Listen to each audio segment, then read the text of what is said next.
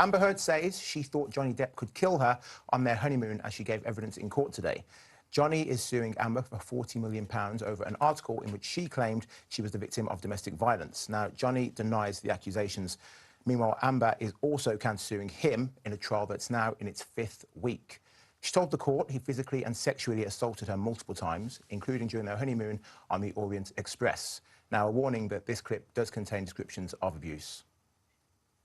Johnny slapped me across the face and held me up by the, kind of got a hold of my neck and pushed me up against the wall of the cart. I remember looking down at him and trying to get his arms off of my neck. And I remember thinking that he could not even mean to kill me. You know, I remember being scared that he wouldn't even mean to do it. More shocking allegations of abuse in a case that's due to run for several more weeks. Sharon, how is this being received in America? Well, it's like everything, you know, it's like I'm team Johnny and somebody else is team Amber, and, you know, unfortunately, all this ugliness is being spread. It's you know, train wreck TV. Everybody's watching it on Court TV, and it's, but, you know, the next step is, you know, it's the thing for me is that she was a very well-known actress. She had a lot of power in Hollywood. She has very, very powerful friends. She has no children. Why on earth would you stay? Hear, hear.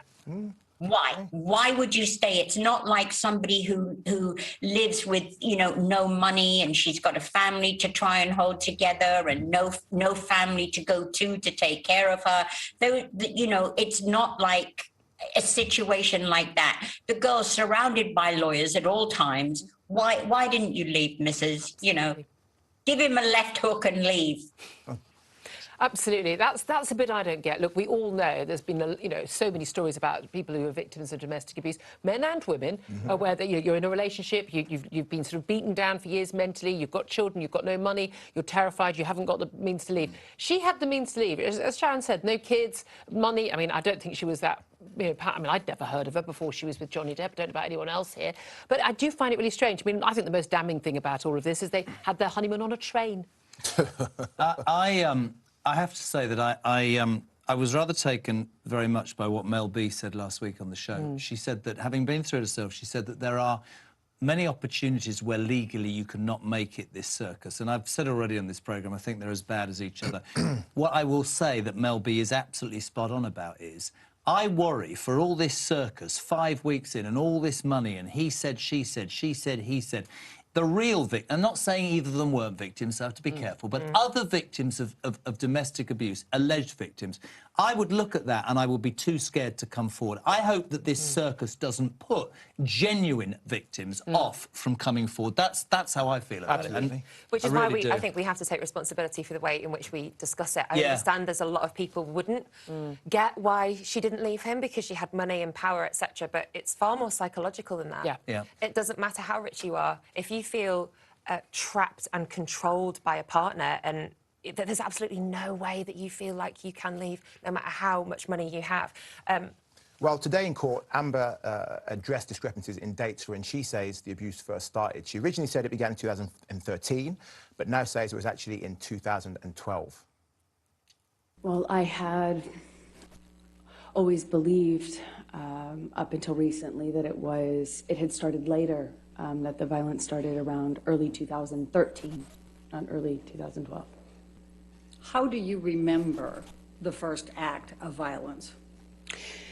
Well, you never forget it. That's how I remember it. It changes your life forever. You never forget the first time someone hits you like that. I just had the date wrong.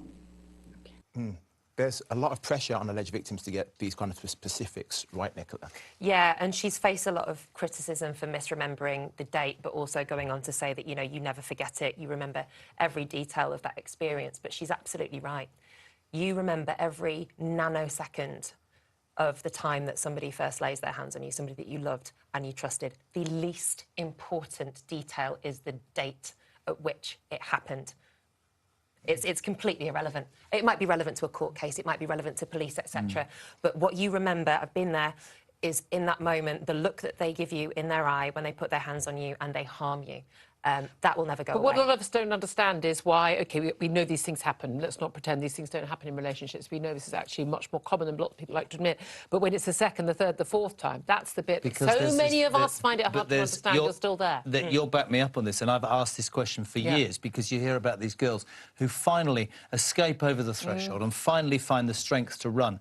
And 6 months, a year, 16, 18 months later, they find themselves back in the same sort of... That fascinates me. Why does that happen, seriously? Again, psychologically, you've got to ask questions about, you know, going back to childhood, your relationship, dependency relationships on parental figures, stuff like that. If a partner takes over that role and makes you feel safe and comforted, and then 6 months, a year down the line, they turn on you, then you leave that relationship. You might feel good for a couple of weeks, but then as time goes on, you might think, no, I have that hole missing in me, I need to go back. And the cycle continues. Blimey. Well, in a previous court case, Amber Heard has been accused of defecating in their marital bed in a prank gone wrong. Today, she gave her side of that story. Did you commit any kind of prank? Absolutely not. Absolutely not. And why would that not be something you would do? First of all, I don't think that's funny. I don't know what a grown woman does. I was not also in a pranking mood. My life was falling apart. Sharon, this all sounds horrific and shocking. Not me, it doesn't. But listen, it's got to a level now. We're talking about Amber turds. It's like, what next? It's like, oh, you know, I still think I understand about women being abused and the mentality behind it, but when you're talking about a player in Hollywood, a very well-known actress, that it has always been known as a player.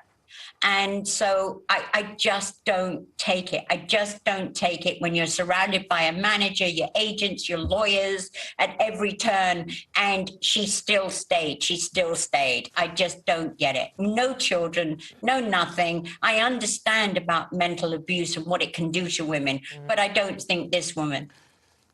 Interesting. But I also think there's an element to this, though, that when you hear these details, going back to your point, Jeremy, which is the damage that this is doing to anybody who has genuinely been abused in a relationship, the circus that we're seeing, the noise that we're hearing, and all this revelation of what's coming forward, the fact that, you know, we're all sort of looking into this and kind of watching, thinking, it's almost putting off, I think, anybody from coming forward to say this point. I agree, and just very quickly, and because I watched you as you were doing that, and obviously this is very personal to you, but see, I feel like they're insulting that by talking about who's done what in what bed. I think it's getting to a point where there's a risk that it's trivialised, and that is what we're both trying to say. We're all trying to say, which is wrong. I wish it had never got to defamation court. You know, he was found... Defecation or defamation? Steady on now. But, you know, the option was there not to take this to a libel trial. Absolutely. Yeah. That's what Mel B said. They could have decided not to, right? Yeah.